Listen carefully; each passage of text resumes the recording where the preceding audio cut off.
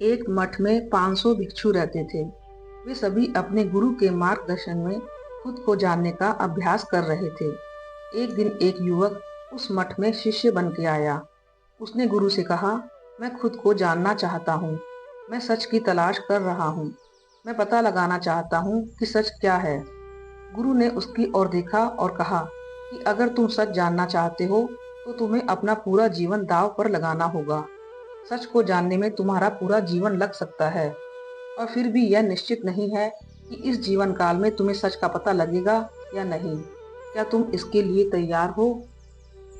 शिष्य ने कहा, गुरुजी, मैं यहाँ पीछे मुड़ने के लिए नहीं आया हूँ। मैं इसके लिए तैयार हूँ।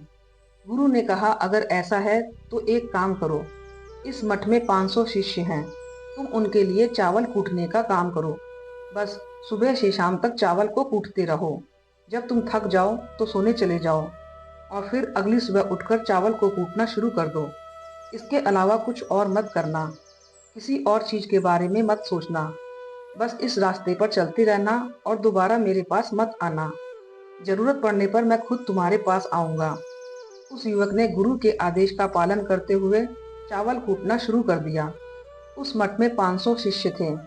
उन सभी को समय पर भोजन की आवश्यकता पड़ती थी। इसलिए वह सुबह बहुत जल्दी उठ जाता था और देर रात तक चावल कूटता रहता था। जब वह थक जाता तो उसी कमरे में सो जाता जहां वह चावल कूटता था। वह किसी से बात नहीं करता और ना ही कोई उसके पास बात करने आता था। कुछ महीनों तक चावल कूटते हुए उसके मन में पुराने विचार आते रहे, लेकिन जब उन विचारों को कोई नया विषय नहीं मिला तो वह अपने आप ही मिट गए। धीरे धीरे उसके मन में विचार कम होने लगे। कुछ सालों के बाद वह अपना नाम तक भूल गया। वह हमेशा चुप रहता और विचारहीन अवस्था में बस चावल कूटता रहता। उसने ना तो कभी ध्यान किया था और ना ही कभी कोई शास्त्र पढ़ा था।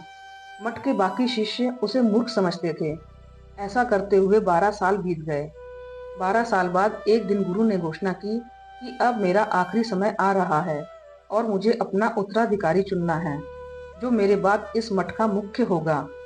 इसलिए मेरा कोई भी शिष्य जिसे लगता है कि उसे आत्म साक्षात्कार हो गया है और उसने खुद को जान लिया है, वह रात को मेरे दरवाजे के पास आकर इस दीवार पर कुछ पंक्तियां लिखे जिसमें उसकी जिंदगी का सारा अनुभव समाहित हो। कई शिष्यों ने ऐसा करने के बारे में सोचा। मठ के प्रमुख शिष्यों में से एक ने वहां जाकर कुछ पंक्तियां लिखी। उसे बौद्ध धर्म ग्रंथों का बहुत ज्ञान था। सभी शिष्यों को लगता था कि वह इस मठ का उत्तराधिकारी बन सकता है। उसने लिखा कि मन एक दर्पण की तरह है, जिस पर विचारों और इच्छाओं की धूल जमा हो जाती है। इस धूल को हटाने के लिए ही ध्यान है। जिसकी धूल हट जाती है और मन का दर्पण साफ हो जाता है, वह मोक्ष को प्राप्त कर लेता है। अगली सुबह जब गुरु ने इन पंक्तियों को देखा तो उन्हें बहुत क्रोध आया और उन्होंने कहा कि किस मूर्ख ने यह सब कचरा मेरी दीवार पर लिखा है। वह शिष्य जिसने यह लिखा था वह शांत रहा। हालांकि उसने जो पंक्तियां लिखी थी वह ज्ञान से भरी थी, लेकिन यह सब किताबी ज्ञान था। वह शिष्य बहुत चालाक था।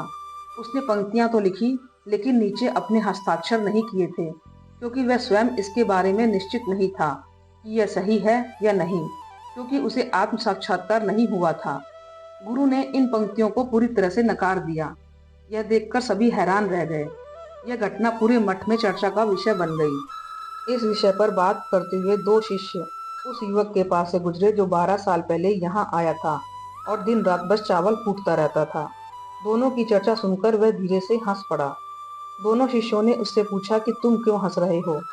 उन दोनों की नजर में यह चावल कूटने वाला बहुत ही तुच्छ भिक्षु था। किसी ने भी उसे ना तो कभी ध्यान करते देखा था और ना ही कभी शास्त्र पढ़ते हुए। हर कोई उसे मूर्ख समझता था, जो बस चावल कूटना ही जानता था। उस मठ में बहुत बड़े बड़े विद्वान थे, लेकिन उस चावल कूटने वाले युवक को किसी से कोई मतलब नहीं था। इसलिए वे दोनों शिष्य उसे मुस्कुराता हुआ देखकर चकित रह गए। उन्होंने फिर उससे पूछा कि तुम क्यों हंसे? उसने जवाब दिया कि मैं इसलिए हंसा क्योंकि गुरु जी सही बोल रहे हैं। ये सभी पंक्तियां कचरा है। इन पंक्तियों का कोई मूल्य नहीं है। वे दोनों शिष्य चौंक गए। उन्होंने उससे पूछा, क्या तुम कुछ ऐसी पंक्तियां लिख सकते हो जो इससे बेहतर हो? चावल कूटने वाले ने जवाब दिया, नहीं, क्योंकि मैं अनपढ़ हूँ, लेकिन मैं कुछ पंक्तियां कह सकता हूँ और अगर तुम उन पंक्तियों को लिख सकते हो तो मैं तुम्हारे साथ जाने के लिए तैयार हूँ। उन दोनों शिष्यों ने कहा, ठीक है। वे गुरु के कमरे के पास गए और चावल कूटने वाले ने कुछ पंक्तियां बोली और दूसरे शिष्य ने उसे दीवार पर लिख दिया और उन पंक्तियों के नीचे लिख दिया, चावल कूटने वाला। उन्हें लगा कि गुरु इस पर भी क्रोधित होंगे। जो पंक्तियां उसने लिखने के लिए कहा था वह बहुत अद्भुत थी और वो पंक्तियां थी, मन तो बस एक भ्रम है, ना तो मन है और ना ही मन का कोई दर्पण है, और जब मन ही नहीं है तो धूल कहाँ ठहरेगी। जो यह जानता है वह सच को जान गया। जब गुरु ने इन पंक्तियों को पढ़ा तो वह आधी रात को उठे और चावल कूटने वाले युवक के पास गए। वह सो रहा था। गुरु ने उसे जगाया और कहा, यह लो मेरी छड़ी और मेरे वस्त्र, आज से तुम मेरे उत्तराधिकारी हो। लेकिन अभी इसी वक्त इस मठ को छोड़कर दूर चले जाओ, क्योंकि इस मठ में बहुत सारे विद्वान हैं जो खुद को तुमसे श्रेष्ठ मानते हैं। वे तुम्हें मार देंगे, क्योंकि वे इस बात को बर्दाश्त नहीं कर सकते कि एक साधारण सा चावल कूटने वाला उनसे ज्यादा विद्वान निकला। तुम्हें वह सारा ज्ञान हो गया है और तुम्हें यह केवल चावल कूटते कूटते हुआ है, और मुझे पता है कि तुम जहाँ भी जाओगे लोग तुम्हारे पास आने लगेंगे, क्योंकि जब कोई फूल खिलता है तो उसकी महक हर तरफ फैलने लगती है। उसने अपने गुरु के चरण छुए और रात को ही वहां से चला गया। इसी तरह अगर हम अपनी जिंदगी में देखें तो पाएंगे कि बहुत से लोग सोचते हैं कि ध्यान केवल एक जगह बैठकर आंख बंद करके ही किया जा सकता है, लेकिन असल में ऐसा नहीं है। ध्यान तो चलते चलते भी किया जा सकता है, या अपना कुछ काम करते हुए भी ध्यान किया जा सकता है। ज्ञान का मतलब है आप जो भी काम कर रहे हैं उसे इतनी ईमानदारी से करें कि आपको अपने शरीर का ख्याल भी ना रहे, बिल्कुल उस चावल कूटने वाले युवक की तरह, जो चावल कूटने में इतना मगन हो गया कि उसे खुद का कुछ ख्याल ही नहीं रहा। चावल कूटते हुए ही उसने आत्म साक्षात्कार प्राप्त कर लिया। हर समय वर्तमान में रहना और कुछ नहीं सोचना, क्योंकि मन तब तक ही है जब तक विचार हैं। जब विचार नहीं रहेंगे तो मन भी गायब हो जाएगा, और जब मन ही नहीं रहेगा तभी हम केवल अपने आप को अच्छे से जान पाएंगे।